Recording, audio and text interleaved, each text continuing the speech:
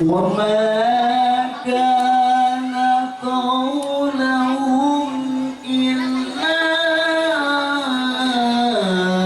أن قالوا ربنا اغفر لنا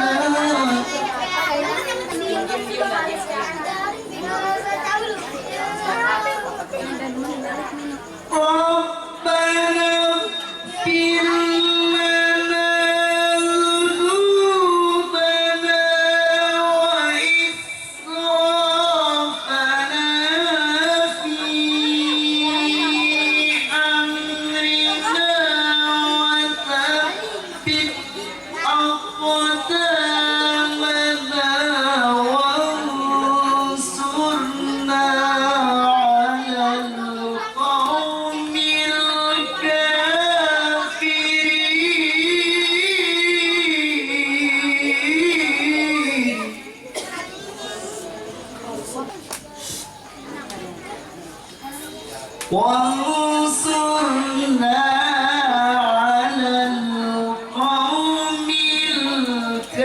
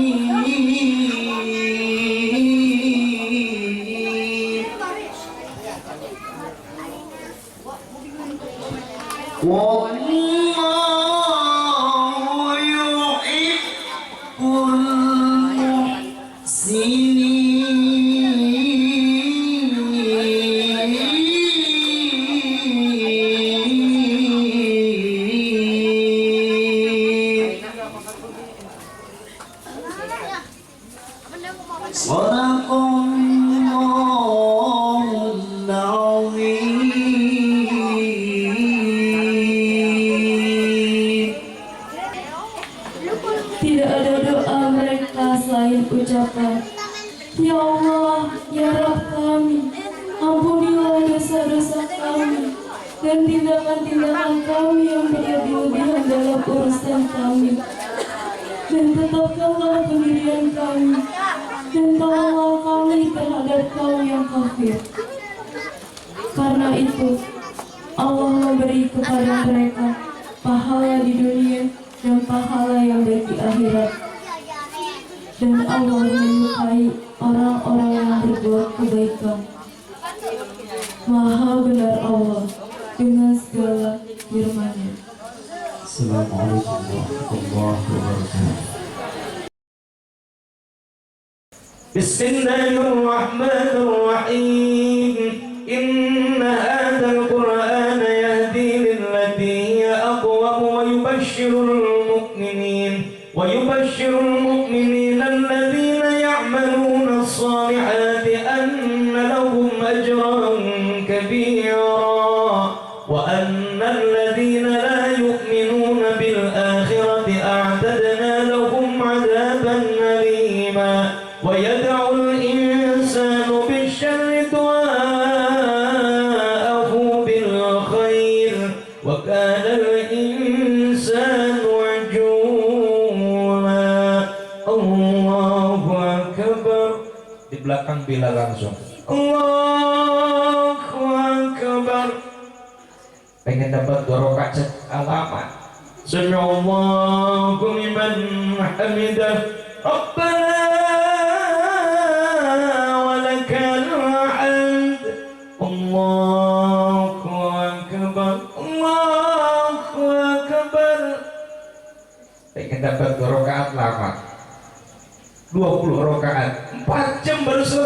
tapi tidak ada yang bubar di tengah jalan. Bahkan imam di malam 30 selesai mengkhatamkan Al-Quran 30 juz, ruku i'tidal, baca doa khatmil Qurannya setengah jam. Jam 1 baru bubar, jam 2 baru sampai ke hotel. Subhanallah. Di kita jangankan imam imamin terawih 4 jam, ada imam tua dikit maju ke depan, yang belakang langsung pada komen, lah tua lama ini mah urusannya. Akhirnya pada bubar, tinggal sebaris saja depan. Kata DKM, coba ganti besok sama yang muda. Imam yang muda kelewatan kecepatan. Baca Fatihah 1 kali dikit, 1 kali nafas. Allahu Akbar. Bismillahirrahmanirrahim. Alhamdulillahirabbil alamin arrahmanir rahim maliki yaumiddin iyyaka na'budu wa iyyaka nasta'in ihdinas siratal mustaqim siratal ladzina an'amta 'alaihim ghairil maghdubi 'alaihim waladdallin. Amin. Bismillahirrahmanirrahim. Yasin. Allahu Akbar. Yasin doa. Sami Allahu liman hamidah. Allahu Akbar. Allahu Akbar. Assalamualaikum warahmatullahi wabarakatuh. Enggak benar baca Fatihah itu. Anak muda, nah gua cocok nih ekspres nih. Anak muda bilang ekspres, aki-aki di belakang keberikan. Udah sujud lagi.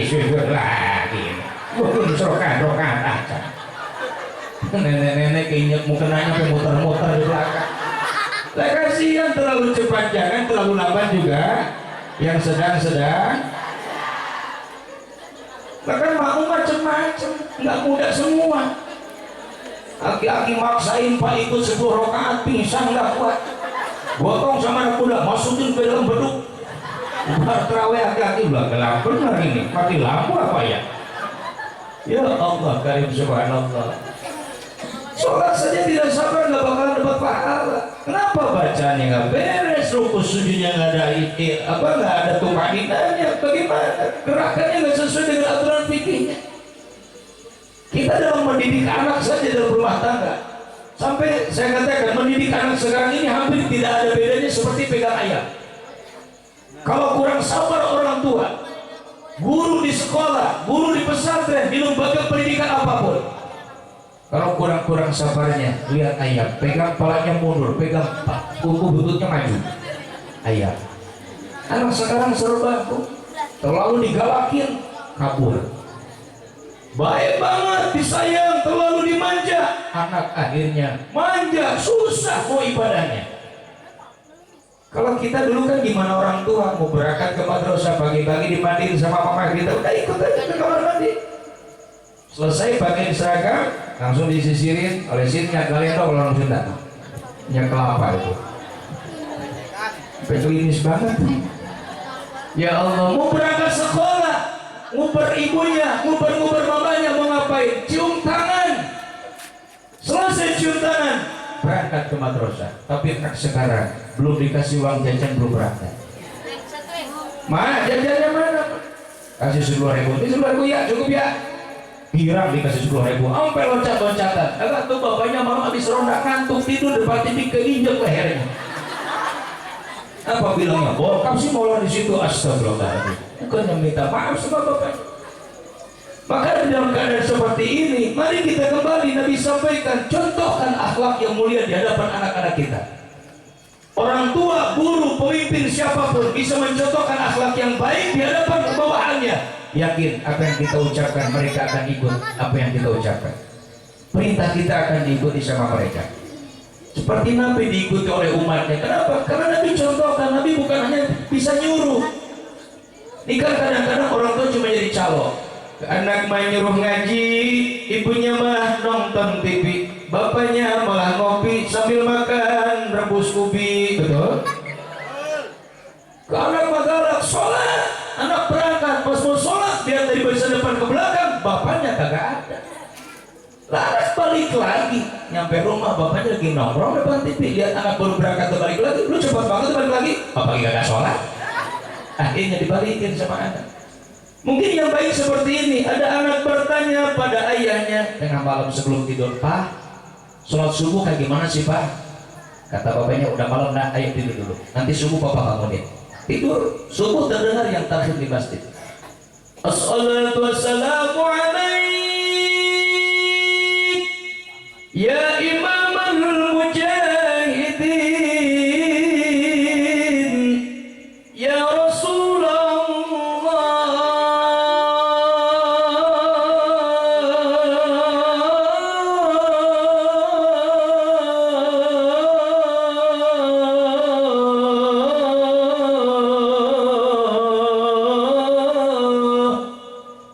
enak kan, alhamdulillah. Ini dulu pernah jadi kori bang.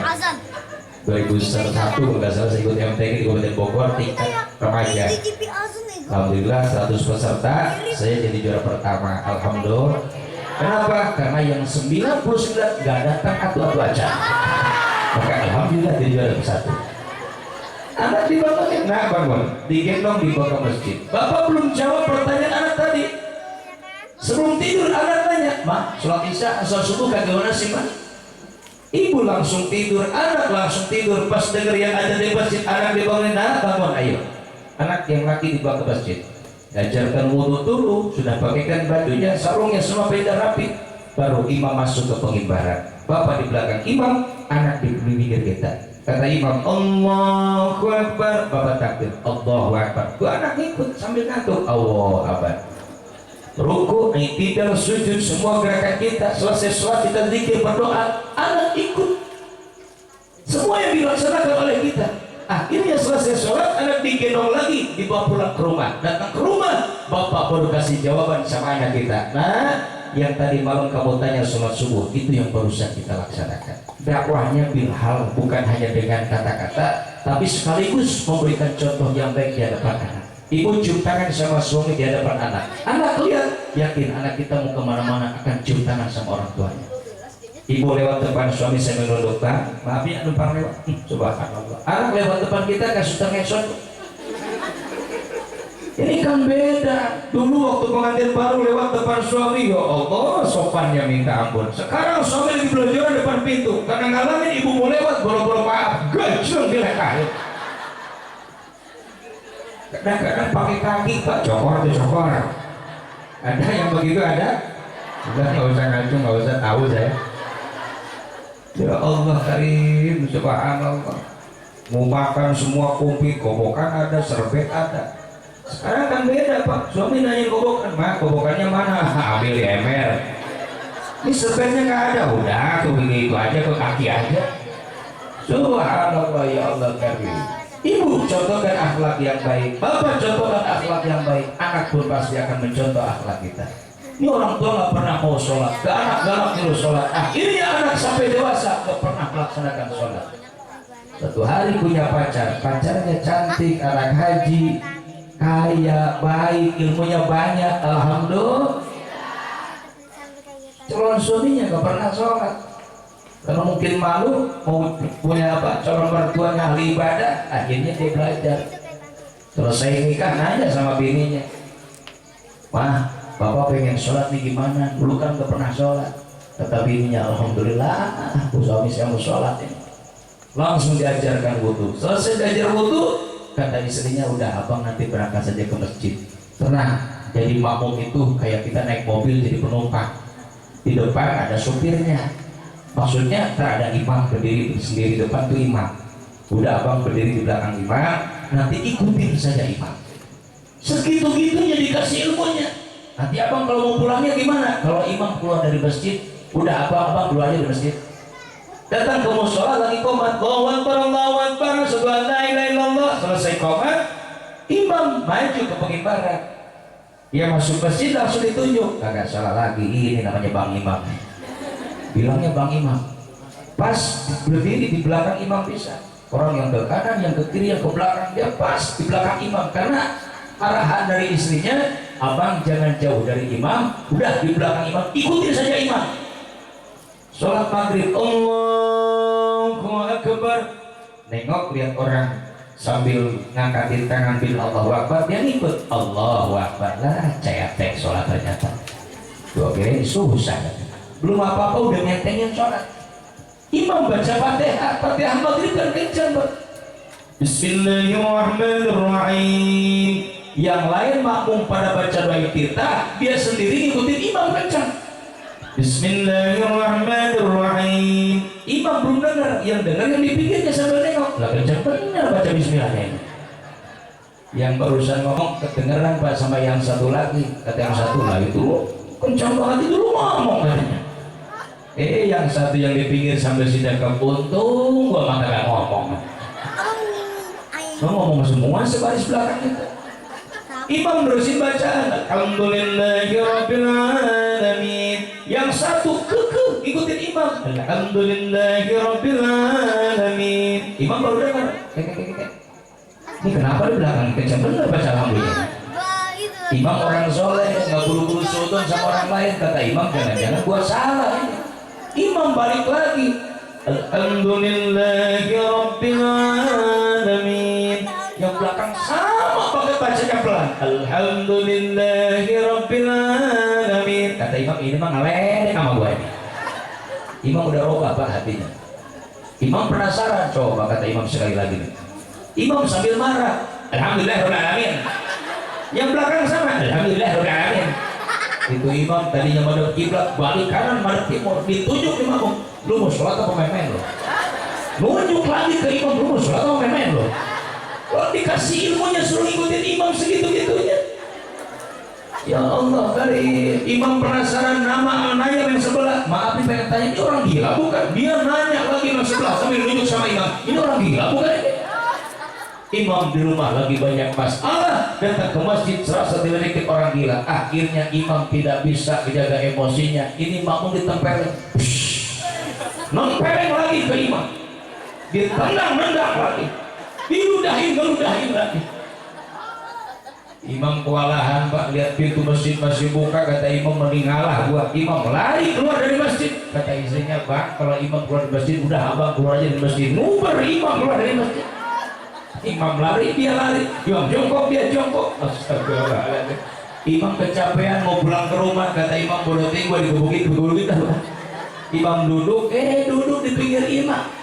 Kata imam, lu mau ngapain? Ngomong lagi, lu ngapain? Katanya.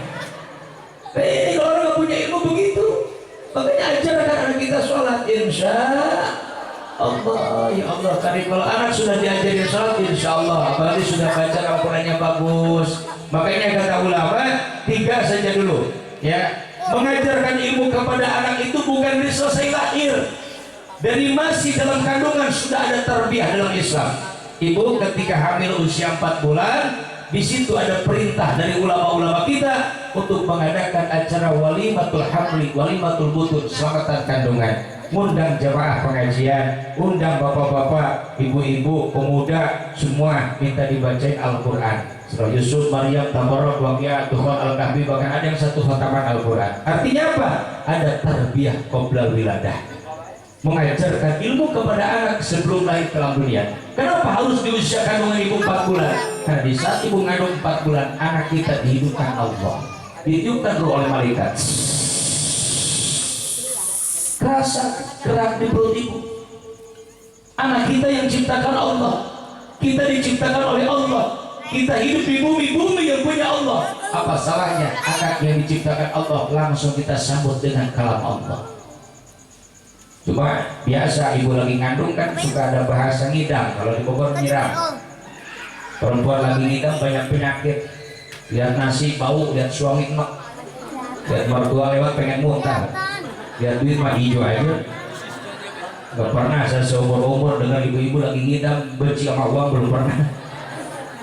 Ya Allah, dari 7 bulan ada yang ngadain selamatan lagi. Yang terutama, sambungkan tarbiyah yang pertama tadi dengan tarbiyah yang kedua. Ketika anak lahir, sunnah kata Nabi, adain kuping belah kanan, komatin kuping belah yang kiri.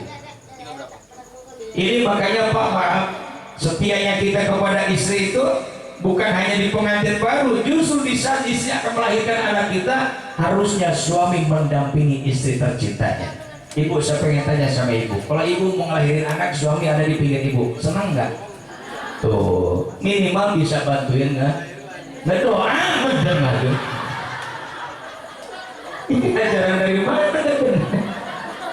Ibu bukan ngedoa, nggak salah lagi. Ibu mau ngeder wajar, mau ngelahirin anak, lah suami ngeder mau ngelahirin kenapa? Bantuin ngedok. Ibu yang ngedernya. Kata suami, a'udzu bikalimatillahi tammati min syarri ma khalaq. Bismillahirrahmanirrahim. La yadurru ma'asmihi syai'un fil ardi wala fis sama'i wa huwas samiul alim. Hana waladat Maryam, Maryam waladat Isa. Ukhruj ayyuhal maulud bihaqqi malikil ma'bud. Itu yang dibaca. Tiupin sama perut istri kita. Insyaallah lahir selamat berkah. Amin. Selesai bapaknya langsung, anak lagi nangis ya. Langsung kata bapak, Allahu Akbar. Langsung tuh anak lagi nangis, dia mendengar kalimat takbir. Kenapa? Nyambung di hatinya, sudah ada rekaman Al-Quran. Pas lahir mendengar kalimat takbir, mengagungkan Allah Subhanahu.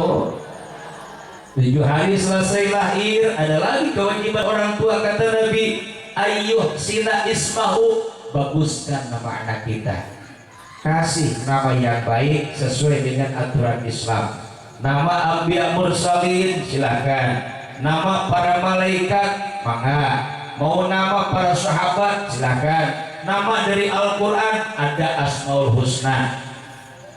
Wallahul ladzi la ilaha illa huwar rahmanur rahimul malikul qudusus salamul mu'minul muhaiminul azizul jabbarul mutakabbir.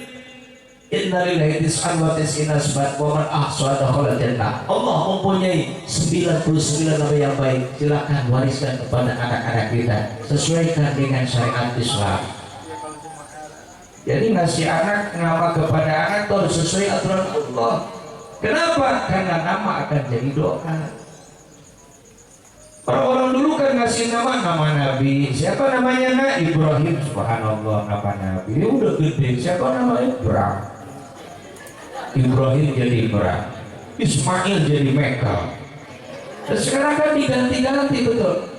Makanya anak muda sering suka kadang-kadang gitar di pos ronda. Ya iya begini. Zaman sekarang zaman sinting, banyak pemuda pakai anting, anak perawan pada bunting, nenek-nenek dikeriting. Betul. Ya Allah, ngasih nama saja sudah banyak yang salah. Bah, saya mau ngasih nama siapa nih? Cewek apa cowok? Cewek, Bah. Lahirnya hari apa? Rebo. Jam berapa? Pada asar. Terus ininya apa? Cuplak kusurnya hari apa? Jumaah. Ya udah, sarboah. Bukan begitu. Nama yang baik sesuai aturan Islam. Minimal kalau laki kasih awalnya nama Muhammad, kalau perempuan awalnya pakai Siti. Biar berkah hidup kita. Selesai diwaris nama yang baik, cukur rambutnya sambil dimarhaba. Ya Nabi salam alaika. Itu rambut yang boleh dipotong tadi, kumpulin, jangan dibuang dulu. Timbang, kira-kira ada berapa nih? Kalau ditimbang ke timbangan emas, misalnya ya anak baru 7 hari, paling kalau dibotakin juga paling ada 1-2 gram. Emas sekarang berapa? Misal 600.000. Ada rezekinya, ambil uang 1.200.000. Ceriakan ke musola, ke pesantren Majlis Taklim, asrama yatim, sedekahkan dan anak yatim. Ini akan jadi doa untuk anak kita. Kemudian akikahin anak kita. Kenapa? Karena kata Nabi, setiap anak yang terlahir ke dalam dunia ini tergadaikan oleh akikahnya. Kita punya anak 5 misal Pak, yang 2 sudah diakikahin, yang 3 belum. Sampai kita meninggal, yang 3 belum diakikahin. Di akhirat gak bakalan nyambung sama kita. Kenapa? Sama dengan belum ditebus. Kalau laki-laki afdolnya 2, kambingnya. Kalau perempuan cukup 1. Kata ibu, anak saya kan perempuan, kambingnya kecil. Mereka cantik dari India. Biarin kambingnya letih kecil, yang penting olahin, masak, airnya yang banyak. Bagiin semua, biar kakak kebagian semua. Amin. Ya Rabbal. Yang tadi sono Pak, musim haji kurban yang paling banyak dapat panitia. Dari kepala sampai ke kaki-kakinya ambil panitia semua. Di sini mah enggak, insya giliran nenek-nenek diberi daging liatnya, dikasih daging alotnya, giginya pada copot aja. Jangankan nenek-nenek, kakek-kakek giginya sudah pada apa? Ompong, gigit daging alotnya makin banyak ompongnya. Yang buta bisa jadi melek. Ada orang buta sama orang bongkok nih, cerita dikit. Nih yang baru berteman, kata yang buta, bongkok, gua pengen makan di restoran, mata gua kan buta, coba gua antar ke restoran, gua punya uang 100.000. Kata yang bongkok, coba gua lihat, pas lihat bener 100.000, yaudah ikut, digendeng sama yang bongkok di restoran. Datang ke restoran, yang bongkok khianat. Kata yang bongkok lah, dia mau buta ini gak ngeliatin, gua tukerin dulu uangnya, ditukerin 50.000-an, 50.000 dibelanjain, 50.000 dikantongin, korupsi 50.000. Selesai dibelanjain, masih korupsi lagi. Udah duduk yang buta belah sono, yang bongkok di sini, dipilihin dulu dagingnya. Yang alot-alot disimpan depan yang buta, daging yang empuk yang bagus-bagus disimpan depan yang bongkok. Kata yang bongkok, udah tuh, tak makan tuh, makan selalu dan tidak ada perlu tuh. Pas diraba ini, iya, pas digigit, lah, kok alot banget, emang alot, iya, lihat, makan restoran mah. Ya kencang gigitnya. Akhirnya yang buta sampai narik nafas, ketarik urat matanya, sampai melek langsung sembuh. Lihat makanan di atas meja yang pada bagus, di depan yang bongkok semua, dia baru sadar. Kata yang buta, baru sembuh lah, lu hianat sama gua lo. Uang gua dikasih makannya kayak begini, ambil gelas ditimpungi ke bongkoknya, bok sembuh bongkoknya. Yang bongkok mau marah nggak jadi. Kata yang buta, udah lu bongkok jadi sembuh, gua buta jadi sembuh, udah salaman aja. Salaman di restoran, pulang dari restoran datang ke jalan lagi musim rambutan. Kata yang buta, baru sembuh, kok itu apanya bagus-bagus, itu rambutan. Oh itu rambutan, gua belum tahu bagaimana buta mata gua. Coba gua pengen, jangan lu punya orang tahu nggak yang buta baru sembuh, si bongkok itu kan hianat.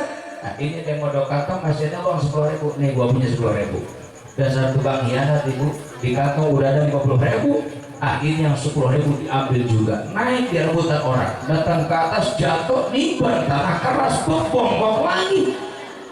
Yang buta ngetawain sampai merem, mau melek kagak bisa, buta lagi.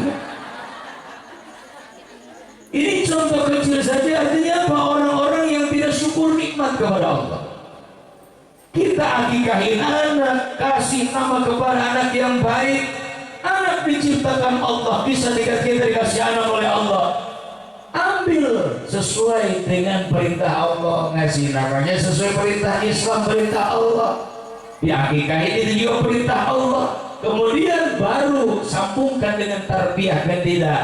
Yang ketiga, ketika anak makin dewasa, anak sudah siap menerima ilmu Allah, Nabi sampaikan ayyu'allimahul kitabah, ajarkan dulu pertama kepada anak kita Al-Quranul Karim. Iqra'ul Qur'an fa innahu ya'ti yaumal qiyamati syafi'an ya syafi'. Baca oleh kalian Al-Quran, karena Al-Quran akan menjadikan syafaat, menjadi penolong kita nanti di hari akhirat nanti. Amin. Ibu suka baca Quran, alhamdulillah.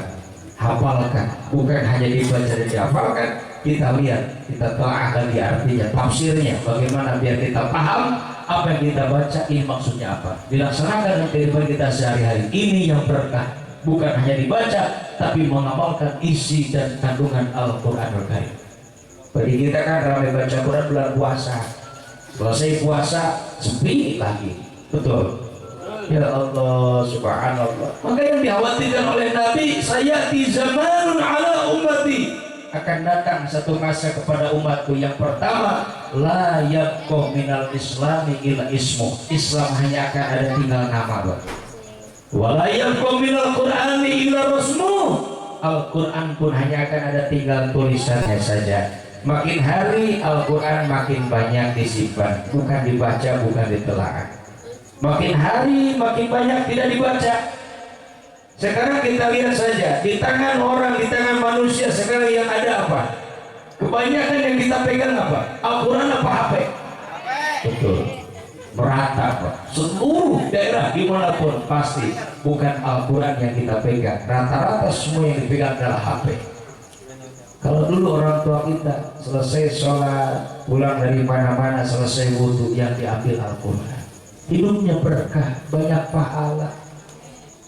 Makanya Sayyidina Ali mengatakan orang yang membaca Al-Quran di dalam sholat satu huruf akan dibalas 100 pahala oleh Allah.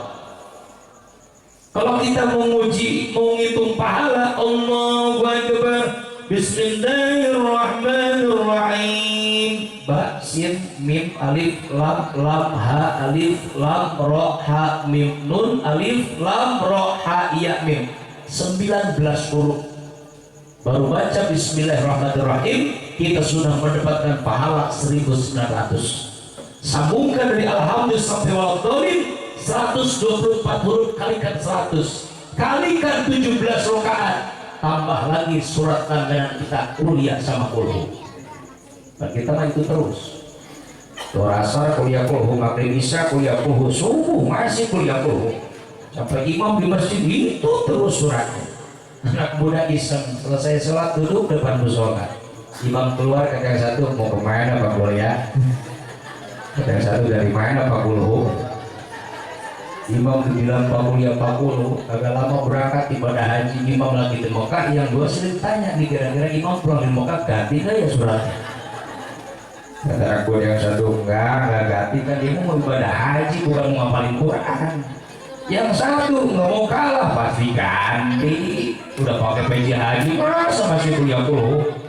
Dasar anak kuda iseng, udah taruhan 50.000, imam dibikin taruhan.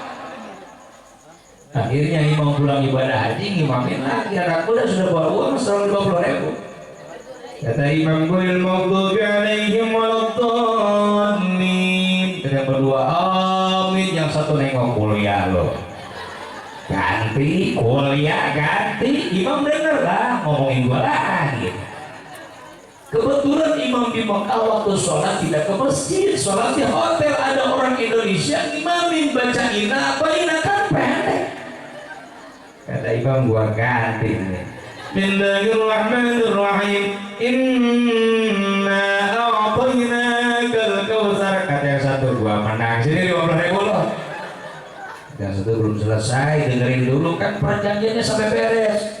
Fasholli li rabbika wanhar, inna a'tainakal kautsar. Innasyanya gak ketemu. Fasholli li rabbika wanhar, inna a'tainakal kautsar. Di belakang mutar nih, mutar. Fasholli inna, yang mau dapat 50.000 kesel, yang pasti di belakang inna lillahi wa inna ilaihi raji'un. Ya Allah, dari subhanallah. Al-Quran itu 30 juz, 6.666 ayat, 114 surat, 77.450 kalimat. Kalau kita mau rajin hitung huruf satu Al-Quran dari surah An-Nas sampai surah Al-Fatihah, itu kurang lebih ada 1.012.000 huruf. Kalikan saja.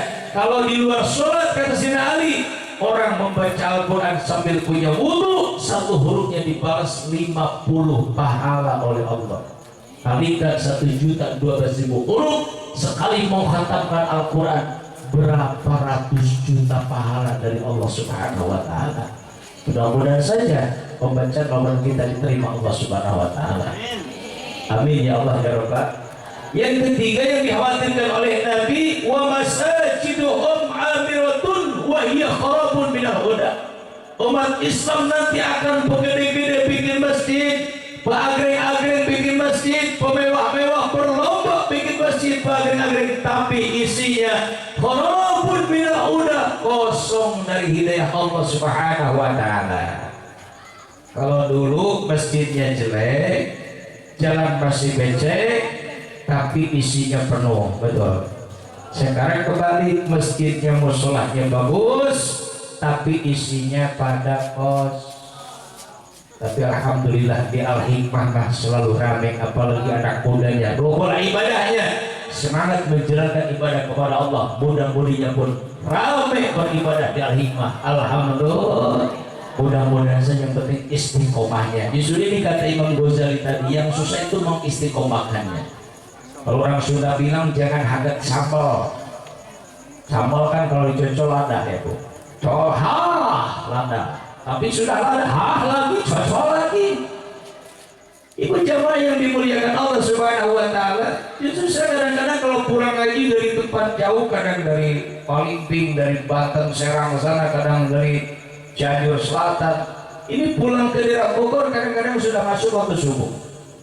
Ternyata banyak masjid-masjid yang agreng, bukan hanya di Bogor, dimanapun hampir sama. Kalau subuh sudah pasti yang datang dulu ke mushola itu aki.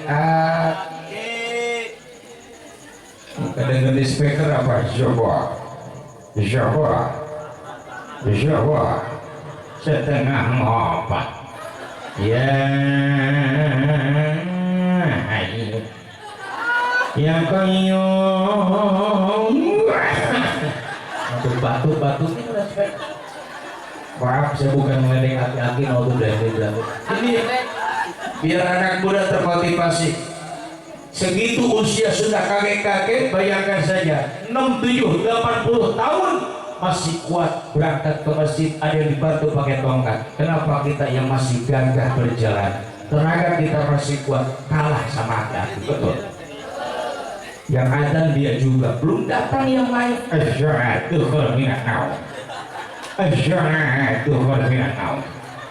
selesai azan langsung sholat sunnah. Selesai sholat sunnah pada duduk 3 orang sambil zikir nungguin imam mau sholat sunnah, belum datang juga. Makin siang imam belum datang, yang satu nanya, Pak Ustadz kemana? Makin siang belum datang juga. Yang satu ternyata tetangganya tahuan, belum balik katanya, lagi jarak di Cirebon. Yang imamin siapa ini? Siling dorong Pak, 3 orang mundur semua. Orang kalau nggak biasa kan susah itu, betul. Ibu yang biasa pakai kudungan, mau siang panas, malam kedinginan, nggak robah. Alhamdulillah. Coba ibu perhatiin, yang nggak biasa pakai kudungan, suka pada nyengsol pakai kudungan. Udah ibu jangan dibenerin, jadi kawan tuh. Subhanallah, ya Allah karim. Akhirnya duduk makin lama kesel. Datang hati-hati temannya. Mereka. Nah, kesempatan yang datang teman kita ini. Akhirnya yang satu dipaksa didorong sama 3 orang, suruh ngimamin. Terpaksa maju Pak. Cuma suruh ngimamin ngomong dulu, awas lu jangan ngetawain gua. Usia ini pada seperti itu. Nggak mampunya kaki semua. Baca Fatihah Bismillahirrahmanirrahim. Alhamdulillahirabbil alamin. Khatam Fatihah mah lulus. Cuma karena biasa dipakai ngimamin, ini keder juga. Orang lain gue dia mah kurawil. Gue lemak alaihim waladdallin, kata belakang sampai ngegerem musola 3 orang. Anak muda baru mau sholat subuh, bukain pintu, aki-aki lagi amin, balik lagi nggak jadi. Selesai waladdallin, orang kagak biasa Pak, diem baik. Mau baca surat yang lain kagak hafal, mau langsung rukuk takut salah. Akhirnya imam berdiri lama-lama diam terus. Yang belakang makin gemeteran.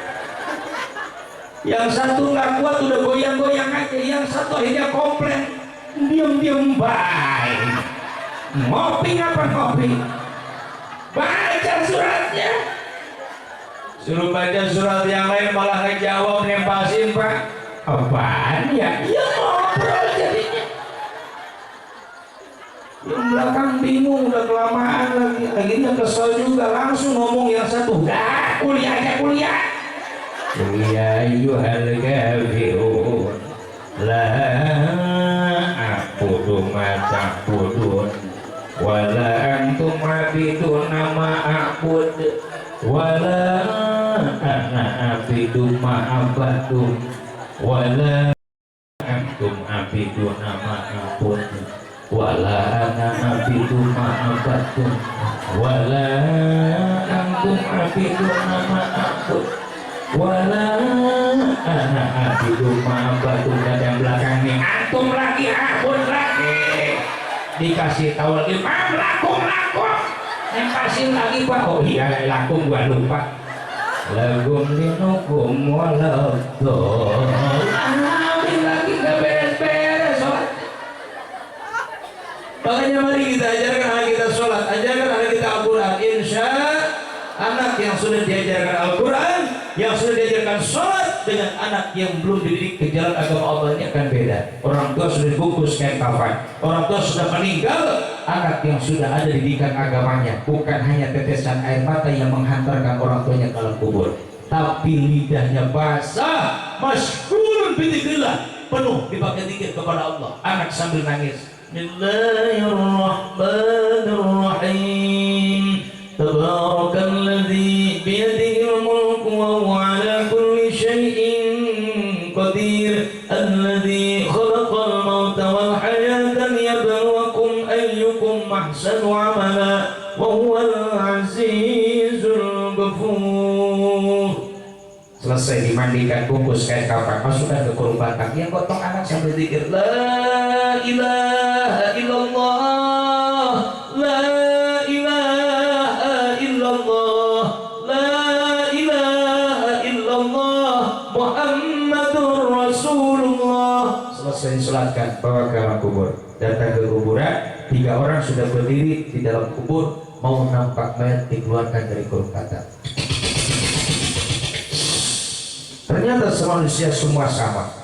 Setelah meninggal masuk ke dalam kubur, di situ tidak ada jabatan lagi. Mau orang kaya, orang miskin, sama, hanya dibungkus kain kafan. Betul. Oh ini orang kaya kasih seprimbet, tidak. Oh ini Pak RT kasih dasi, tidak. Oh ini Bu RT kasihan jangan ditidurkan, diberdirikan saja. Tidak ada. Semua sama.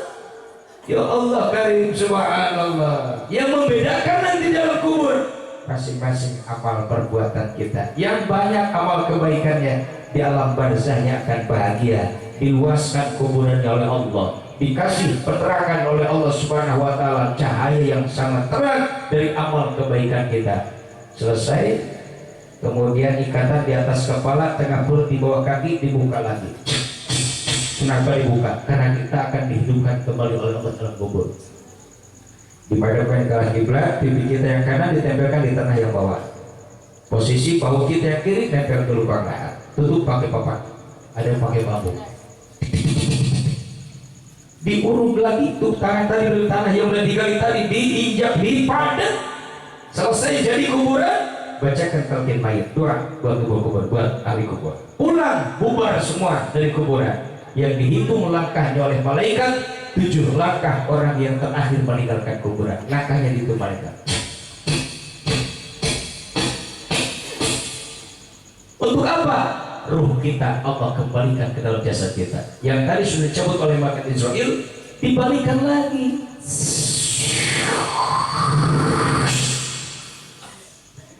Ibu posisi sedang seperti ini. Pas ruh masuk, langsung melek. Pas melek kata ibu gelap benar. Di mana ya? Mati lampu apa? Belum sadar ada di alam kubur. Perasaan gua tadi lagi makan sama suami gua. Rupanya meninggalnya keselak tuh. Gua lagi naik motor tadi sama bini gua, jatuh di motor, belum sadar sudah ada di alam kubur. Kemudian langsung posisi yang tadinya lumpuh, ya bu, minggir, langsung tak, madep ke atas, terlentang, tangan gerak lagi, darah jalan lagi, mata melek lagi, semua anggota badan kita gerak lagi. Ini di mana ini? Bertanya terus di mana? Tapi suara dari atas jelas terdengar oleh baik dalam kubur. Jangankan bising suara pabrik, suara kendaraan, berisik suara orang ngobrol, suara langkah sendal yang sudah jauh meninggalkan kuburan masih jelas terdengar oleh mayat di dalam kubur. Saking jelasnya suara dari atas, tapi jeritan mayat di dalam kubur di atas tidak ada yang bisa mendengar. Anaknya yang kecil ikut ke kuburan, pulang dari kuburan, di tengah jalan ingat sama mamanya, sambil digendong sama bapaknya, mama Ibu, siapa yang tidak kenal dengan suara anak? Kata ibu, suara anak saya itu.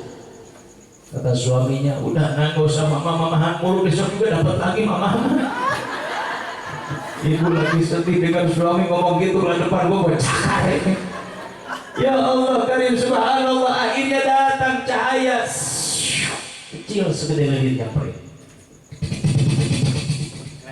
Baru jelas badan terhimpit di satu lubang yang sangat sempit. Sudah terbungkus kain kafan, jangankan berdiri, mau duduk saja pala kita sudah mentok ke tanah. Ini gimana ini? Dengan izin Allah itu cahaya bisa ngomong. Bu, gak usah jerit-jerit di sini. Percuma, kayak dengar. Ibu sudah ada di alam kubur. Kata siapa di alam kubur? Dengerin di atas suara saya. Itu suara suami saya, itu suara anak saya, suara orang tua saya. Iya, barusan baru pada pulang habis nanti ibu di kuburan. Ya Allah karim subhanallah. Akhirnya ibu terang. Suami ibu sudah pulang. Anak ibu gak ada, nomor ibu seorang pun di sini. Orang tua ibu sama semua sudah pulang ke rumah masing-masing. Saya yang akan jadi teman sejati ibu. Saya yang akan menerangi kuburan ibu. Tadi ibu lagi sendiri, saya temenin sekarang. Ibu lagi kegelapan, saya terangin sekarang. Kata ibu, kamu siapa sih? Baik banget. Kau mau nemenin saya, mau jadi teman sejati saya. Kata ibu saya, ibu masih ingat gak? Maksudnya, waktu di Al-Hikmah ngadain peringatan Maulid Nabi, ibu ngasih berapa ke panitia? Ibu ingat, oh iya saya ngasih 20.000. Nah ini yang 20.000 yang sekarang lagi dengan ibu. Dan saya dengan ibu bukan hanya di sini, akan menghantarkan ibu sampai ibu masuk ke akhirat. Alhamdulillah.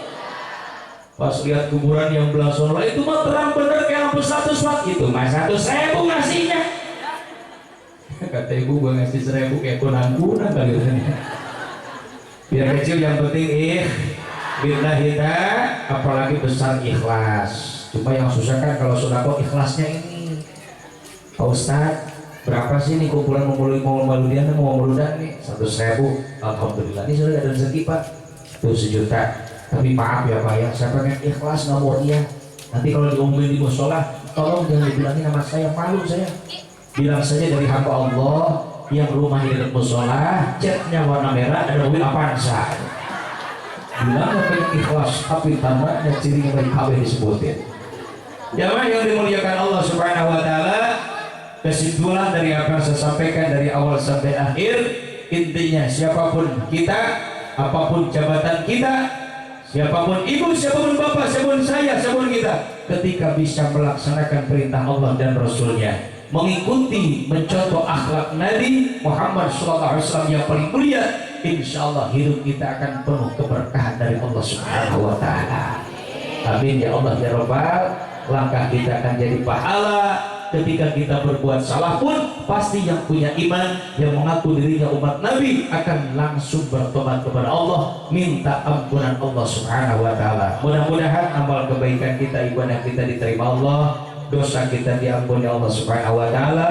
Mudah-mudahan di mana kita meninggalkan alam dunia, yang namanya meninggal dalam keadaan husnul khatimah, membawa iman dan Islam yang diridhoi Allah Subhanahu Wa Taala. Mohon maaf yang seluas-luasnya. Terima kasih atas segala perhatiannya. Hadanallahu wa iyyakum ajma'in. Bila taufiq wal hidayah. Assalamualaikum warahmatullahi wabarakatuh.